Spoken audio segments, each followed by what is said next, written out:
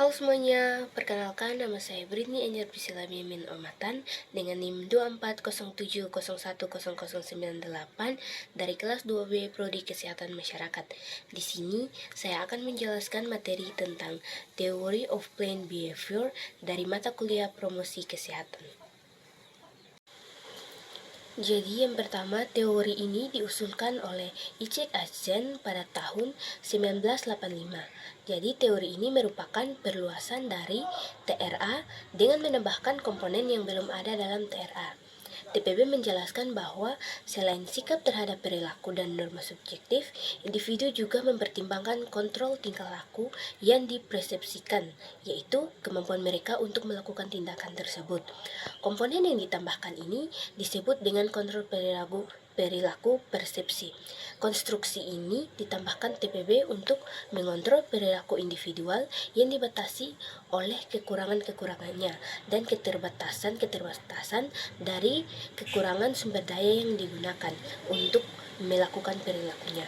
Dengan menambahkan sebuah konstruk ini, yaitu kontrol perilaku persepsi, TPB menganggap bahwa teori sebelumnya mengenai perilaku yang tidak dapat dikendalikan sebelumnya oleh individu, melainkan juga dipengaruhi oleh faktor mengenai faktor non-motivasional yang dianggap sebagai kesempatan atau sumber daya yang dibutuhkan agar perilaku dapat dilakukan.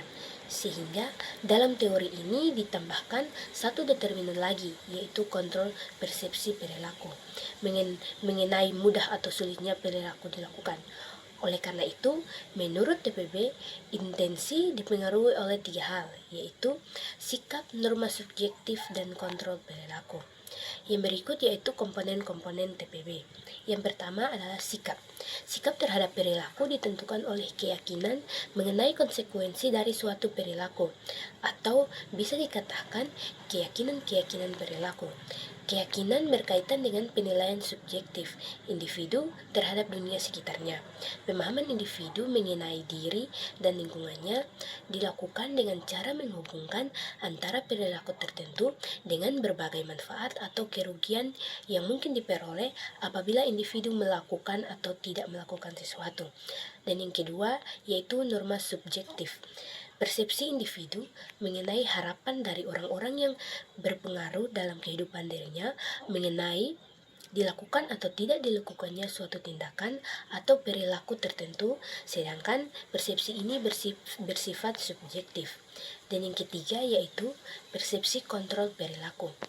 Jadi, persepsi ini ditentukan oleh keyakinan individu mengenai ketersediaan sumber daya berupa peralatan, kompatibilitas, kompetensi, dan kesempatan yang mendukung dan menghambat perilaku yang diprediksi dan besarnya peran sumber daya tersebut.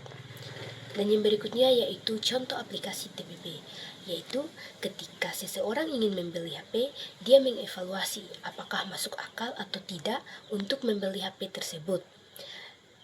Dan jika ingin membeli HP mana yang cocok.